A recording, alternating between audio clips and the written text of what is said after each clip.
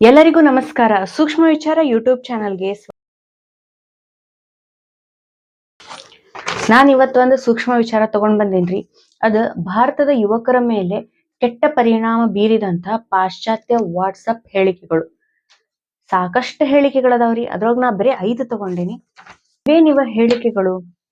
ಈಗಾಗ್ಲೇ ನಮ್ಮ ಭಾರತದಲ್ಲಿ ಯುವಕರು ಈ ಹೇಳಿಕೆಗಳಿಂದ ಸಾಕಷ್ಟು ದುಃಖಕ್ಕೆ ಒಳಗಾಗ್ಯಾರ, ಒಂಟಿತನ ಅನುಭವಿಸ್ತಾ ಇದಾರ, ಮತ್ತ ಅವ್ರ ನಿಜ ಸಂತೋಷನ ಕಳ್ಕೊಂಡ್ ಬಿಟ್ಟಾರ. ನಿಮಗ್ ಅನಸ್ತಿರ್ಬೋದು, ನಾನು 10 ರಿಂದ 12 ವರ್ಷ ಆತ ಈ ವಾಟ್ಸಪ್ ಯೂಸ್ ಮಾಡಾಕತ್ತ, ಆದ್ರೆ ಇಂಥವ್ಯಾವು ನನಗಾಗಿಲ್ಲ. ಆದ್ರೆ ನಿಜವಾಗ್ಲೂ ಹೆಚ್ಚು ಜನಕ್ಕೆ, ಎಸ್ಪೆಷಲಿ 15 ರಿಂದ 25 ವಯಸ್ಸಿನವರಿಗೆ ಈ ತರ ಆಗೇ ಆಗಿರುತ್ತೆ. ಆಗಿಲ್ಲ ಅಂದ್ರ ವೆಲ್ ಅಂಡ್ ಗುಡ್. ಈ ಹುಚ್ಚು ಲೈನ್ಸ್ಗಳಿಂದ ನಮ್ಮ ಯುವಕರು ಬಂಧು ಬಳಗದಿಂದ ದೂರ ಆಗ್ತಾ ಇದ್ದಾರೆ. ತಮ್ಮ ಭಾವನೆಗಳನ್ನ ಸರಿಯಾಗಿ ಹಂಚ್ಕೊಳ್ಳಕ್ ನಿಜವಾದ ಫ್ರೆಂಡ್ಸ್ ಇಲ್ದಂಗ್ ಮಾಡ್ಕೊಂಡಿದ್ದಾರೆ.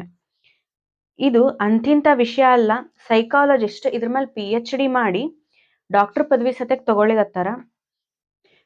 ಈ ವಿಡಿಯೋನ ಕೊನೆ ತನಕ ನೋಡ್ರಿ, ನಿಮಗ್ ಗೊತ್ತಾಗತ್ತ, ಮತ್ತ ಅದಕ್ಕೆ ಒಳ್ಳೆ ಪರಿಹಾರನೂ ಐತಿ.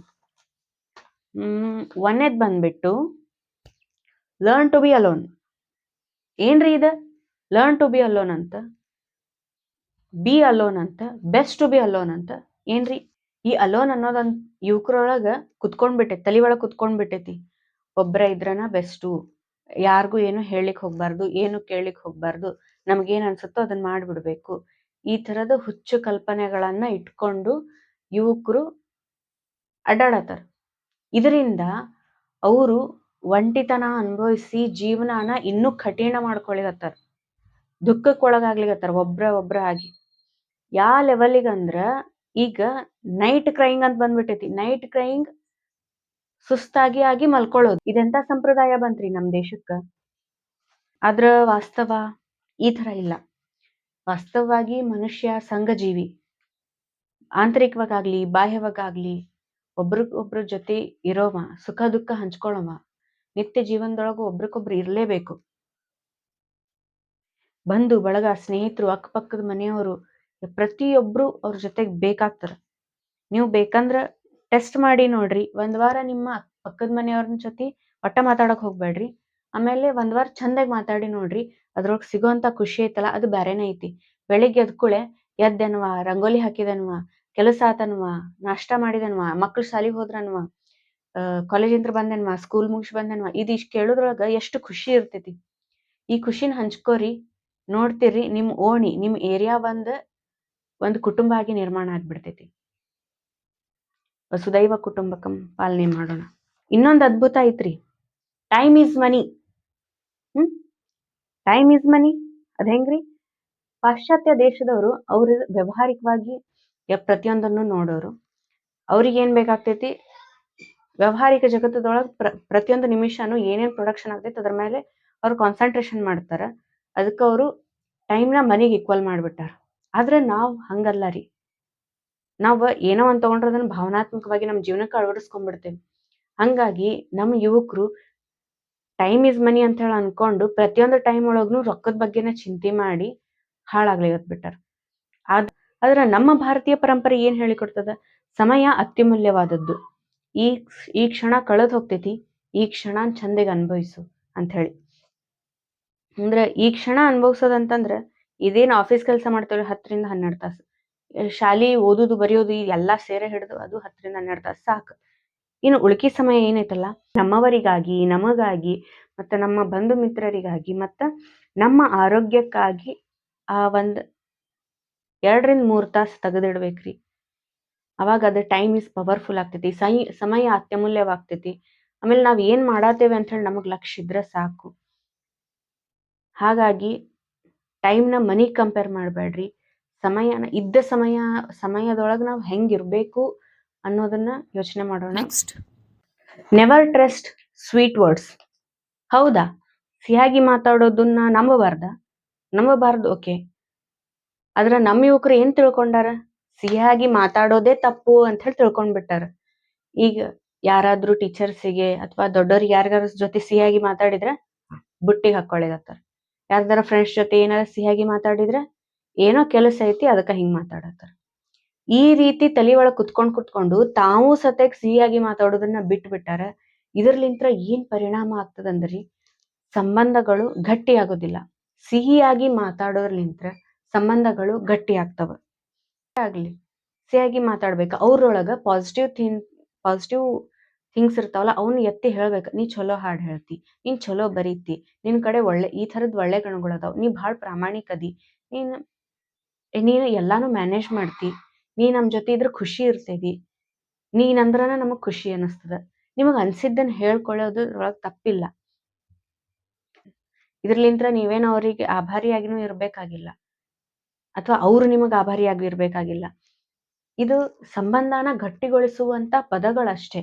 ಅದಕ್ಕ ಸಿಹಿಯಾಗಿ ಮಾತಾಡಬಾರ್ದು ಅನ್ನೋದನ್ನ ತಪ್ಪು ತಿಳ್ಕೊಬೇಡ್ರಿ. ಹಾಗಾಗಿ ನಮ್ಮ ಬಸವಣ್ಣನವರು ಹೇಳ್ಯಾರ, ನುಡಿದರೆ ಮುತ್ತಿನ ಹಾರದಂತಿರಬೇಕು ಅಂತ ಹೇಳ್ಯಾರ. ಅದೇ ರೀತಿ ನಾವು ಅವರ ವಚನಗಳನ್ನ ಪಾಲಿಸೋಣ ಅಂತ. ಇದೊಂದು ಅದ್ಭುತ ಐತ್ರಿ. Don't trust any one for anything. ಹೆಂಗ್ ಸಾಧ್ಯ ರೀ? ಅದ್ ಹೆಂಗ್ ಸಾಧ್ಯ? ಈ ಥರದ ಹುಚ್ಚು ಲೈನ್ಸ್ಗಳು ವಾಟ್ಸಪ್ ತುಂಬಾ ಇವಾಗ್ಲೂ ಹರಿದಾಡ್ತಾ ಇದಾವ.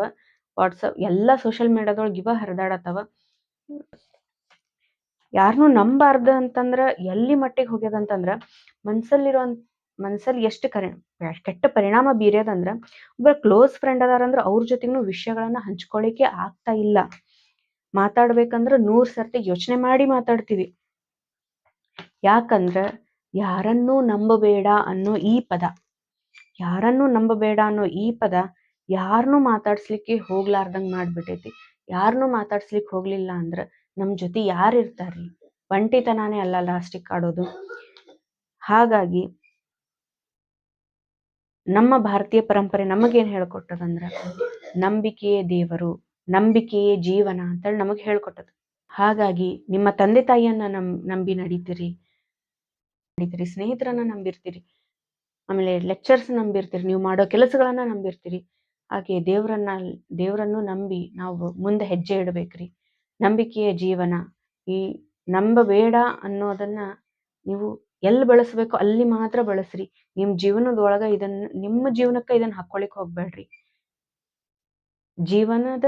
ಜೀವನದ ಕೆಲ ಹಂತಗಳಲ್ಲಿ ಇವು ಬರ್ಬೇಕೆ ಹೊರತು ಜೀವನದೊಳಗ ಇದನ್ನ ಅಳವಡಿಸ್ಕೊಂಡು ಒಂಟಿತನದಲ್ಲಿ ಕೊರಗಬೇಡ್ರಿ. ಇನ್ನೊಂದು ಲಾಸ್ಟ್ ಕೊನೆಯದಾಗಿದ್ದ ಬಹಳ ಫೇಮಸ್ ಇದೆ, don't expect from anyone. Expectation gets hurts a lot. ಭಾರಿ ಐತ್ರಿ ಇದು. ಅದು ಖರೇ ರೀ, ಶೇಕ್ಸ್ಪಿಯರ್ ಹೇಳಿದ, ತಪ್ಪೇನಿಲ್ಲ. ಆದ್ರೆ ಅದು ಅವ್ರಿಗಷ್ಟ ಅದು ಅಪ್ಲೈ ಆಗ್ತೈತ್ರಿ. ನಮ್ಮ ದೇಶದವರಿಗೆ, ನಮ್ಮ ಯುವ ಜನತೆಗೆ ಇದು ಅಪ್ಲೈ ಆಗಂಗಿಲ್ಲ.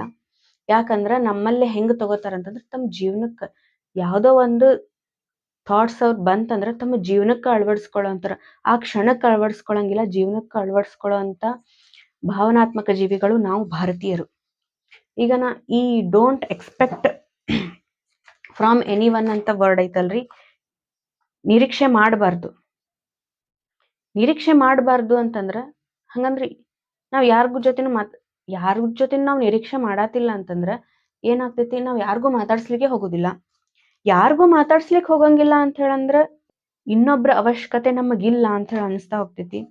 ಇದರಿಂದ ನಾವು ನಮ್ಮ ಸುಖಾನ್ ಹಂಚ್ಕೊಳಿಕ್ಕಾಗ್ಲಿ, ದುಃಖಾನ್ ಹಂಚ್ಕೊಳಿಕ್ಕಾಗ್ಲಿ, ಏನಾತು ಏನ್ ಬಿಡ್ತು ದಿನದ ಮಾತುಕತೆ ಮಾತಾಡೋದ ಬಿಟ್ಟು ಬಿಡ್ತೇವೆ. ಇದರಿಂದ ಏನಾಗ್ತೈತಿ ಬಂಧುಗಳೇ, ಒಂಟಿತನ ಕಾಡುತ್ತೆ. ಏನಾಗ್ತೈತಿ, ನಮ್ಮ ಜೀವನ ಕಾಂಪ್ಲಿಕೇಟ್ ಆಗ್ತಾ ಹೋಗ್ತೈತಿ. ನಾವ್ ಯಾವಾಗ ಒಂಟಿತನ ಅನುಭವಿಸ್ಲಿಕ್ಕೆ ಸ್ಟಾರ್ಟ್ ಮಾಡ್ತೇವಲ್ಲ, ಏನಾದ್ರೂ ಕಷ್ಟ ಬಂತು ಯಾರಿಗೂ ಹೇಳ್ಕೊಳಿಕ್ ಆಗಲ್ಲ.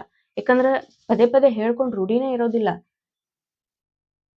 ಕೇಳಿದ್ರೆ ಏನ್ ರೆಸ್ಪಾನ್ಸ್ ಮಾಡ್ತಾರ ಬಿಡು ಅಂತ ಕೈ ಬಿಟ್ಬಿಟ್ಟ, ಏನಾದ್ರೂ ದೊಡ್ಡ ಕಷ್ಟ ಬಂದಾಗ ನಮ್ಗೆ ಹೇಳ್ಕೊಳಿಕ್ ಆಗ್ಲಾರ್ದ ನಮ್ಮ ಜೀವನನ ಕಾಂಪ್ಲಿಕೇಟ್ ಮಾಡ್ಕೊಂಡ್ಬಿಡ್ತೀವಿ. ಅಥವಾ ಏನೋ ಖುಷಿ ಅಂದ್ ವಿಚಾರ ಬಂತಂತ ತಿಳ್ಕೊರಿ, ಸೆಲೆಬ್ರೇಟ್ ಮಾಡ್ಲಿಕ್ಕೆ, ಸಂಭ್ರಮಿಸ್ಲಿಕ್ಕೆ ಜನ ಇಲ್ಲಾರ್ದಂಗ್ ಮಾಡ್ಕೊಂಡ್ಬಿಡ್ತೀವಿ. ಈ ಥರದ್ದು ಮಾಡ್ಕೊಳಿಕ್ ಹೋಗ್ಬಾರ್ದು. ನಮಗ ದಿನ ಕಳ್ದಂಗ ವಯಸ್ಸಾದಂಗ 4 ಜನನ್ ಹಚ್ಕೊಂಡ್ ಹೋಗ್ಬೇಕ್ರಿ. ನಮಗ ಪರಿಚಯಸ್ಥರು ಜಾಸ್ತಿ ಆಗ್ಬೇಕು, ಕ್ಲೋಸ್ ಫ್ರೆಂಡ್ ಸರ್ಕಲ್ ಜಾಸ್ತಿ ಆಗ್ಬೇಕು. ಆದ್ರ ಈಗ ಹಂಗಲ್ಲ, ಅದೆಲ್ಲ ಕಡಿಮೆ ಆಗ್ತಾ ಬರುತ್ತ. ಒಂದ್ ವಿಷಯ ಬಿಡ್ರಿ, ಎಲ್ಲಾ ಕೆಲ್ಸಕ್ಕಂತ ಹೋಗ್ತಾರ, ಕಾಲೇಜ್ಗಂತ ಹೋಗ್ತಾರ, ಅಲ್ಲಿ ಡಿವೈಡ್ ಆಗ್ತೀವಿ. ಆದ್ರ ಆತ್ಮೀಯತೆ ಹೋಗ್ಬಾರ್ದು. ನಮ್ಮ ಸುತ್ತಮುತ್ತಲು ಇದ್ದವ್ರ ಜೊತೆ ನಾವು ಆತ್ಮೀಯವಾಗಿ ನಡ್ಕೋಬೇಕು. ಏನಿಲ್ರಿ, ಜಸ್ಟ್ ಊಟ ಆತೇನ್ರಿ, ಬಂದ್ರೇನ್ರಿ, ಹೋದ್ರೇನ್ರಿ ಇಷ್ಟ ಕೇಳಿದ್ರೂ ಸಾಕು.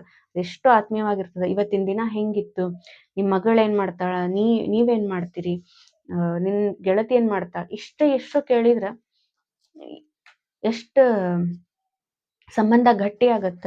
ಆಮೇಲೆ ಒಂಟಿತನದಿಂದ ನಾವು ಎಷ್ಟು ದೂರ ಇರ್ತೀವಿ. ಪಕ್ಕಾ ಲೋಕಲ್ ಉದಾಹರಣೆ ಹೇಳ್ತೇನ್ರಿ.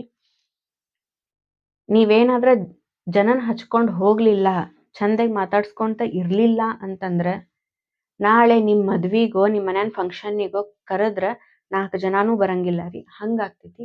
ಆ ರೀತಿ ಮಾಡ್ಕೋಬೇಡ್ರಿ. ಹಾಗಾಗಿ ಏನ್ ಮಾಡ್ರಿ, ಎಕ್ಸ್ಪೆಕ್ಟ್ ಮಾಡ್ರಿ. ತಂದೆ ತಾಯಿಲಿಂತ್ರ ಮಮತೆನ ಎಕ್ಸ್ಪೆಕ್ಟ್ ಮಾಡ್ರಿ. ನಿಮ್ಮ ಫ್ರೆಂಡ್ ಸರ್ಕಲ್ಲಿಂತ್ರ, ಬಂಧು ಬಳಗ್ಲಿಂತ್ರ ಒಂದಿಷ್ಟು ಪ್ರೀತಿ, ಒಂದಿಷ್ಟು ಕಾಳಜಿನ ಎಕ್ಸ್ಪೆಕ್ಟ್ ಮಾಡ್ರಿ. ಮಾಡೇ ಮಾಡ್ತಾರ. ಒಳಗ ಏನಿರ್ತೈತೋ ಏನೋ ಗೊತ್ತಿಲ್ಲ. ಅವ್ರ ಒಳಗ್ ದೇಶ ಇರ್ಲಿ, ಅವ್ರು ಸಿಟ್ ಮಾಡ್ತಿರ್ಲಿ, ಅಥವಾ ಅವ್ರು ನಮ್ಮನ್ ಕೇರ್ ಮಾಡ್ದೇನೆ ಇರ್ಲಿ, ಒಳಗಿರೋದೇ ಬೇರೆ, ಹೊರಗಿರೋದೇ ಬೇರೆ. ನೀವು ಚಂದಾಗಿ ಮಾತಾಡೋದ್ಲಿಂತ್ರ ನೀವು ಕೊಟ್ಟಷ್ಟು ಪ್ರೀತಿ ಆದ್ರೂ ನಿಮಗ್ ದುಪ್ಪಟ್ಟಾಗಿ ಬರ್ತದ. ಈ ಹುಚ್ಚು ಲೈನ್ಸ್ಗಳ ಹಿಂದೆ ಬಿದ್ದು ಸೋ ಕಾಲ್ಡ್ ಆಟಿಟ್ಯೂಡ್ಗಳನ್ನ ತೋರಿಸಿ ಯುವಕರೇ, ನೀವು ನಿಮ್ಮ ಜೀವನವನ್ನ, ನಿಮ್ ಫ್ರೆಂಡ್ ಸರ್ಕಲ್ನ ಹಾಳು ಮಾಡ್ಕೊಳಿಕ್ ಹೋಗ್ಬೇಡ್ರಿ. ನಿಮ್ಮ ಬಂಧು ಬಳಗದಿಂದ ದೂರ ಆಗ್ಬೇಡ್ರಿ. ವೆಸ್ಟರ್ನ್ ಸೇಯಿಂಗ್ಸ್ ಅಂತ ಅನ್ಕೊಂಡು, ವೆಸ್ಟರ್ನ್ ಸೇಯಿಂಗ್ಸ್ಲಿಂತ್ರ ಅಂದ್ರೆ ಪಾಶ್ಚಿಮಾತ್ಯ ಹೇಳಿಕೆಗಳಿಂತ್ರ ನಮ್ಮ ಭಾರತೀಯ ಯುವಕರ ಜೀವನ ಕಾಂಪ್ಲಿಕೇಟ್ ಆಗ್ಲಿಗತ್ತೈತಿ. ಸಮೌಟ್ ಕಾಂಪ್ಲಿಕೇಟ್ ಮಾಡ್ಕೊಳಿಗತ್ತಾರ. ಇದ್ರಲಿಂತ್ರ ಅವ್ರ ಜೀವನ ಹಾಳಾಗ್ತಾ ಇದೆ. ಏನ್ ಮಾಡ್ಬೇಕಂತ ತಿಳಿಲಾರ ಕ್ಷಣಕ್ ಬರ್ಲಿಗತ್ತಾರ. ಜೀವನದಾಗ ಏನ್ ಐತಿ ಅನ್ನೋ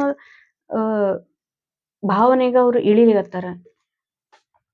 ಸೊ ಅದನ್ನೆಲ್ಲ ಬಿಟ್ಟು ನಮ್ಮ ಗಾದೆ, ವಚನ, ವೇದ, ಆಮೇಲೆ ಉಪನಿಷತ್ಗಳು, ಆಮೇಲೆ ಹಿರಿಯರು ಹೇಳಿದಂತ ಮಾತುಗಳು, ಅನುಭವಸ್ಥರು ಹೇಳಿದಂತ ಮಾತುಗಳನ್ನ ಕೇಳ್ರಿ. ಆ ವಿಚಾರಗಳನ್ನ ನಿತ್ಯ ಜೀವನದಲ್ಲಿ ಅಳವಡಿಸ್ಕೊಳ್ಳೋಣ. ನಮ್ ಜೀವನ ಅಂದ್ರೆ ಏನ್ರಿ, ನಮ್ ಸಿದ್ದೇಶ್ವರ ಗುರುಗಳು ಹೇಳ್ಯಾರ, ಆನಂದಮಯವಾಗಿರ್ಬೇಕು. ಜೀವನ ಅನ್ನೋದು ಆನಂದಮಯವಾಗಿರ್ಬೇಕು, ಸಾಕ್ತಾ ಇರ್ಬೇಕು. ಆದ್ರೆ ನಾವೇನ್ ಮಾಡ್ಲಿಗತ್ತೇವಿ, ಜೀವನಾನ ಒಂಟಿತನದ್ಲಿಂತ್ರ ಅದನ್ನ ಕಾಂಪ್ಲಿಕೇಟ್ ಮಾಡ್ಕೊಳಿಗತ್ತೇವಿ. ಆ ರೀತಿ ಮಾಡೋದ್ ಬೇಡ. ನಮ್ ಸುತ್ತಮುತ್ತಲು ಇದ್ದವ್ರ ಜೊತೆ ಮಾತಾಡೋಣ ಅಂತಂದ್ರ, ಯಾವ್ದೋ ಒಂದ್ ಫಂಕ್ಷನ್ದಾಗ ಬೆಟ್ಟಾದ್ರೆ ಒಂದ್ 4 ಜನ ಪರಿಚಯ ಮಾಡ್ಕೊಳ್ಳೋಣ. ಈ ತರ ನಾವು ಧನಾತ್ಮಕ ಚಿಂತನೆಗಳನ್ನ ಮಾಡೋದ್ರಲಿಂತ್ರ, ಆಮೇಲೆ ಎಲ್ಲರ ಜೊತೆನೂ ಒಟ್ಟಿಗೂಡಿ ಇರೋದ್ಲಿಂತ್ರ, ವಸುದೈವಕ ಕುಟುಂಬಕ ನಾವು ಈ ವಿಚಾರಗಳನ್ನ ಇಟ್ಕೊಂಡು, ಒಬ್ರಿಗೊಬ್ರು ನಂಬಿಕೆಯ ಜೀವನವನ್ನ ಇಟ್ಕೊಂಡು, ಪ್ರೀತಿ, ಮಮತೆ, ವಿಶ್ವಾಸದ್ಲಿಂತ್ರ ಇದ್ರ ನಮ್ಮ ಜೀವನ ನಿಜವಾಗ್ಲೂ ಸುಂದರವಾಗಿರುತ್ತೆ. ಇದೇ ರೀತಿಯ ಸೂಕ್ಷ್ಮ ವಿಚಾರಕ್ಕಾಗಿ ಚಾನಲ್ನ ಸಬ್ಸ್ಕ್ರೈಬ್ ಮಾಡ್ರಿ, ಲೈಕ್ ಮಾಡ್ರಿ. ನಿಮ್ಗೆ ಈ ರೀತಿ ಏನಾರ ಆಗಿತ್ತು ಅಂತಂದ್ರ, ಇದು ಸರಿ ಅನ್ಸಿದ್ರ, ಹೌದಪ್ಪ ನಾವು ನಮ್ಮ ಸ್ನೇಹಿತರನ್ನ ಜಾಗೃತಗೊಳಿಸ್ಬೇಕು ಅಂತ ಹೇಳಿ ನಿಮ್ಗೆ ಅನ್ಸಿದ್ರ, ಇದನ್ನ ನಿಮ್ ಸ್ನೇಹಿತರೊಂದಿಗೆ ಮತ್ತೆ ನಿಮ್ಮ ಬಂಧು ಬಾಂಧವರೊಂದಿಗೆ ಇದನ್ನ ಹಂಚ್ಕೋರಿ. ಎಲ್ಲರನ್ನು ಜಾಗೃತರನ್ನಾಗಿ ಮಾಡೋಣ. ಧನ್ಯವಾದಗಳು.